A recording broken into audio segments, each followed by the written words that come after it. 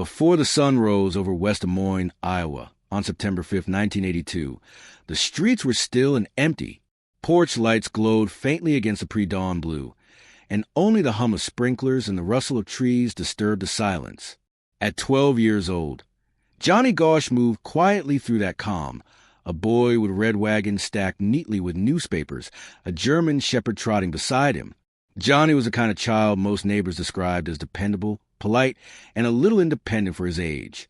His parents, John and Noreen Gosch, had allowed him to start the route about a year earlier. He was eager to prove he could handle responsibility. That morning, as he left his house on Marquardt Lane around 5:45 a.m., nothing seemed unusual. He didn't wake his father to accompany him, as he sometimes did. He simply stepped into the chill of the Iowa dawn and began his routine. By 6 a.m., the stillness of the neighborhood was broken, first by the rumble of a passing car, then by another. Several other paper boys, preparing their routes, later reported seeing a man in a blue Ford Fairmont talking to Johnny near the corner of 42nd Street and Ashworth Road. The man appeared to be asking for directions. Johnny spoke briefly, pointed, and continued loading papers into his wagon. Moments later, he was gone. When customers along his route realized their newspapers hadn't arrived, they assumed Johnny had overslept. But by 7 a.m., the red wagon had been found 2 blocks from his home, still stacked with bundles, the family dog wandering nearby. What followed in those first hours would define decades of grief, confusion, and controversy. At 7:45 a.m., Noreen Gosch called the West Des Moines Police Department to report her son missing. According to her later statements, the dispatcher told her to wait. He's probably just run away or overslept. That sentence would become the first fracture between a mother and a system she believed failed her child. By mid-morning, family, friends, neighbors, and other paper boys were scouring the area themselves. They retraced the route, checked backyards, drainage ditches, and wooded lots. There was no trace of Johnny. Investigators eventually arrived, but by then, nearly 4 crucial hours had passed. The neighborhood, once quiet, was now full of residents walking and driving the same streets Johnny had taken only hours earlier, erasing potential evidence with every step. Police noted the abandoned wagon, the newspapers, and the dog, but found no signs of struggle. There was no blood, no dropped personal items, nothing to suggest violence. But witnesses described something that would become the heart of the case. The blue car, the man who spoke to Johnny, and a second vehicle, a silver Ford Fairmont, that seemed to trail behind. By the end of the day, local television stations had aired the story of the missing paperboy. Flyers went up, roadblocks were set, but leads were scarce. West Des Moines had never handled a child abduction of this scale. That night, as reporters camped outside the Gosch home, Noreen sat in her living room surrounded by volunteers. Her husband spoke to officers in the kitchen. She told a Des Moines Register reporter, "Something terrible has happened. Johnny didn't just run away." It was a mother's instinct, dismissed at first, but one that time would prove justified. Over the following days, the search expanded beyond city limits. Helicopters scanned cornfields. Divers checked creeks. Bloodhounds followed scent trails that vanished at intersections, suggesting Johnny had been forced into a vehicle. Despite community efforts, the police publicly stated there was no evidence of foul play. That phrase would haunt the Gosch family. Within weeks, the tone of the investigation shifted from urgency to routine. The police issued standard missing person bulletins, but tips went unreturned. Noreen began organizing her own search network, collecting leads from other parents, local psychics, and even truckers who claimed to have seen boys matching Johnny's description. By late autumn, frustration turned into activism. Noreen and John began writing to national organizations, pleading for federal attention. They appeared on talk shows, not for publicity but for exposure, desperate to keep their son's name alive in the media. As months turned into a year, their private nightmare transformed into a national conversation. Noreen Gosch would eventually become one of the leading voices for child safety legislation, helping shape what would later become the Johnny Gosch Bill, an act requiring immediate police response to reports of missing children. But that was still far away. In 1982, the pain was fresh and the world was smaller. The morning Johnny Gosch vanished, America was just beginning to understand a new face of fear. That a child could disappear not by choice, not by family dispute, but by strangers who left no trace. For the Gosch family, that day never truly ended. Every sunrise felt like September 5th. Every unanswered ring of the phone, a reminder that the boy who once pushed a red wagon to the quiet streets of West Des Moines might still be somewhere, waiting to be found. In the days that followed Johnny's disappearance, West Des Moines transformed from a quiet suburban town into a community of questions. The lawns that once hosted block parties now held missing person flyers, stapled to lampposts and mailboxes. Volunteers gathered daily at the local park, organizing search grids and updating maps with red ink. The scent of coffee and photocopy toner filled the makeshift command center that Noreen and John Gosch had set up in their garage. Each morning began with the same ritual.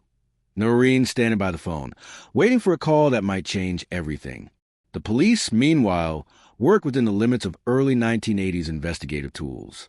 There were no national databases for abducted children, no Amber Alerts, and no central coordination between states.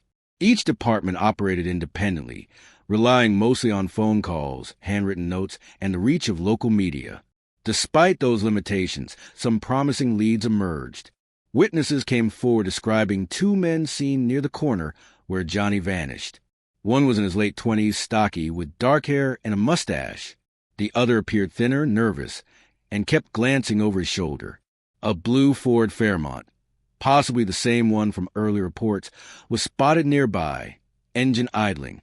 Officers canvassed the neighborhood repeatedly, interviewing paper customers, joggers, and early risers. No one had seen Johnny being taken. The scene offered no struggle, no screams, only the eerie silence of absence. When investigators traced vehicle registrations for blue Fairmonts in the region, they found dozens of possible matches. None led to a suspect. No fingerprints of value were recovered from Johnny's wagon or the newspapers. The case began to stall. By mid-October 1982, local interest had begun to wane. Reporters moved on to other stories, and law enforcement attention drifted. Noreen Gosch, however, refused to let her son's disappearance fade from public view. She began contacting investigative journalists, appearing on radio programs, and writing letters to editors nationwide. Her persistence caught the attention of private investigators, including one named Jim Rothstein, a retired New York police detective who had spent years tracking organized child exploitation rings. Rothstein believed Johnny's case bore similarities to other unexplained disappearances in the Midwest. He theorized that organized groups were involved in child abductions for profit or pornography, a claim the police department dismissed at the time as unsubstantiated. Still, the idea lingered. In early 1983, another paperboy, Eugene Martin, from nearby Des Moines, vanished under similar circumstances. He, too, was last seen delivering papers before dawn. He, too, was never found. The resemblance between the two cases reignited public outrage and reinforced Noreen's belief that Johnny had been abducted by a network operating beyond the reach of local police. The Gosch family began receiving letters and phone calls from self-proclaimed witnesses and informants. Some claimed to have seen Johnny alive in neighboring states. Others described secret compounds, underground rings, and coded messages hidden in classified ads. Most were hoaxes. Some were cruel. But each one forced Noreen to confront the possibility that her son was still out there, and that the truth was being hidden. Inside the West Des Moines Police Department, frustration grew. Without solid evidence or cooperation from other jurisdictions, they had little to pursue. The lack of progress began straining the relationship between law enforcement and the Gosch family. Noreen accused officials of indifference. Police accused her of spreading rumors that complicated their work. The tension soon became public. Television interviews captured her anger and resolve. She spoke directly to the camera, insisting that someone knew what had happened to her son. "I will not stop until I know," she said in one broadcast, her voice steady but trembling at the edges. Her advocacy, though controversial, made an impact. She began working with national organizations that lobbied for improved child safety laws. Her appearances drew attention from legislators and journalists across the country. The case of Johnny Gosch was no longer a local tragedy. It had become a symbol of institutional failure. Still, behind the public appearances. The family lived in quiet torment. Birthdays passed with empty chairs. Holidays came and went with unopened gifts. Every time a new missing child story appeared on television, Noreen found herself staring at the screen, wondering if it was connected. In 1984, 2 years after Johnny disappeared, a photograph of another missing paper boy, Danny Joe Eberly, began circulating in the media. He had vanished from Bellevue, Nebraska, and was later found murdered. For many in the Midwest, the cases blurred together, forming a collective unease. Parents began walking their children to bus stops again. The innocence of small-town America was gone. The disappearance of Johnny Gosch had changed something fundamental in how the nation thought about safety, trust, and childhood. But for all the attention, the leads, and the theories, one fact remained unshaken. There was still no trace of Johnny. No body, no confession, no closure. By 1985, the case had effectively gone cold. Noreen and John's marriage began to strain under the weight of grief and frustration. The community that had once rallied around them now seemed divided, some sympathetic, others weary of the publicity. The local police considered the case unsolvable without new evidence. But in 1986, a strange and chilling twist reignited the story. A package arrived at the Gosch home. Inside were 3 photographs. One showed a young boy, gagged and bound, lying on a bed. Another showed 2 other boys in similar conditions. The final image seemed unmistakable. One of the boys bore a striking resemblance to Johnny. Noreen was certain it was her son. The image became national news overnight. The West Des Moines Police Department sent the photos to the FBI for analysis. Agents could not conclusively confirm the boy's identity, but they also could not rule it out. The images appeared to have been taken with a Polaroid camera, likely in the mid-1980s. No metadata, no background clues, no location indicators could be traced. To the Gosch family, the photo was both hope and horror. It meant Johnny might still be alive. It also meant he had likely suffered in captivity. The FBI opened a new line of inquiry, but within months, the case again went quiet. Officials stated publicly that the photo might have been a cruel prank, unrelated to the original disappearance. Privately, some agents doubted that explanation. For Noreen, there was no doubt at all. She began traveling the country, meeting with private investigators, victims' advocates, and law enforcement officers willing to listen. Her persistence would soon make her one of the most visible figures in America's growing movement for missing children's rights. But behind every television appearance and legislative hearing, there was a mother still searching for her son. And the photograph, whether proof or nightmare, remained a permanent wound. Decades have passed since the morning Johnny Gosch disappeared, yet his name still lingers in headlines, in legal reform, and in the quiet vocabulary of every parent who fears the unthinkable. What began as a local tragedy became one of the defining missing child cases in American history, reshaping how the nation responds to abduction. By the early 1990s, 3 names, Ed and Pat's Adam Walsh and Johnny Gosch, had become symbols of a movement. Their stories forced lawmakers to confront a question America had avoided for too long. How many children had vanished simply because no one was looking soon enough? The early systems of the 1980s were fragmented. Local police handled missing child reports independently, with no centralized database or cross-state communication. When Johnny disappeared, there was no Amber Alert, no shared network to flag suspicious vehicles, no federal task force to link patterns. His case revealed those cracks in full view. In response, a wave of policy changes followed. The National Center for Missing and Exploited Children, NCMEC, was created in 1984, backed by the work of parents like John and Reve Walsh, and by the relentless public advocacy of Noreen Gosch. Their combined voices built pressure on Congress to recognize that missing child cases were not isolated family tragedies. They were systemic failures that required national coordination.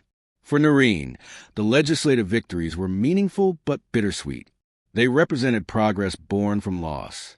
In interviews, she often described each reform as a reminder of what her family had endured and what could have been prevented.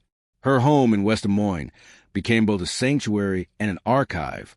Over the years, she preserved every piece of correspondence, every police report, and every tip, storing them in labeled boxes that filled entire rooms. She called it Johnny's case file, a record of truth she refused to let disappear. Through the late 1990s and into the 2000s, the story continued to evolve, not through new evidence, but through public fascination.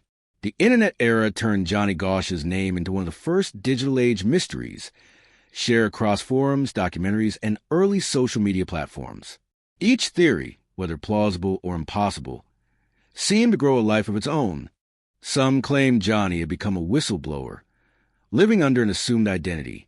Others argued the photograph had been a cruel hoax, created to torment a grieving mother. None of these theories were ever proven, and none could replace the weight of what was already known. A 12-year-old boy vanished, and no one was ever held accountable. The Who Took Johnny documentary, released in 2014, reintroduced the case to a new generation. Viewers who had never heard of the disappearance found themselves drawn to the eerie combination of evidence and silence, a case with endless trails but no resolution. What the film captured most powerfully was Noreen's endurance. By then, she was no longer simply a grieving mother. She was a story of her own pain, the keeper of a narrative that refused to close. Her presence on screen was steady, not emotional, not theatrical, but unwavering. Each word she spoke seemed to underline a deeper truth. Time may pass, but the absence of justice never fades. Behind the advocacy and public image, however, there was always the private toll. Friends described how the years had carved both strength and solitude into her life. The case had consumed her marriage, her finances, and much of her peace. Yet she remained certain that speaking out was the only way forward, that silence, not obsession, would have been the true defeat. Today, more than 4 decades later, the Johnny Gosch case remains open. The West Des Moines Police Department still lists him as missing. The original case file, spanning thousands of pages, is preserved in archives. Over the years, detectives have revisited old witnesses, retested evidence, and re-interviewed suspects, but no arrests have ever been made.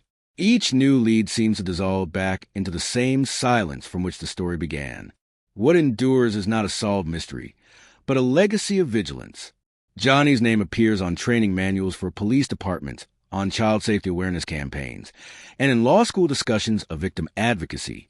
His disappearance became a case study in both procedural reform and human resilience. And for all the speculation, one truth remains undebatable. Without Noreen Gosch's persistence, many of the protections that exist today might not have come as soon as they did. In interviews near the 40-year anniversary, Noreen reflected on what she called the second life of her son's story, the awareness it gave others. She said that if one parent acts faster, one officer listens sooner, or one child is found because of what she fought for, then Johnny's suffering will not have been in vain. As the camera fades in Who Took Johnny, a line from her final voiceover lingers. They can close the file, but they can't close the wound. That wound, collective, generational, unresolved, defines the case's place in history. It is the story of how one boy's disappearance transformed the law, the media, and the nation's understanding of child abduction. But it is also a story about the limits of truth itself, about what happens when a case becomes too large, too mythologized, to ever be truly solved. Somewhere in the quiet archives of Iowa, the old photographs still rest inside their sealed envelopes. The wagon has long been returned to the family. The neighborhood has changed. New houses stand where old ones once were. But every year, on the anniversary of that September morning, a candle still burns in the window of Noreen Gosch's home. A symbol, not of closure, but of remembrance, because in the story of Johnny Gosch, the ending was never found. Only the echo remains.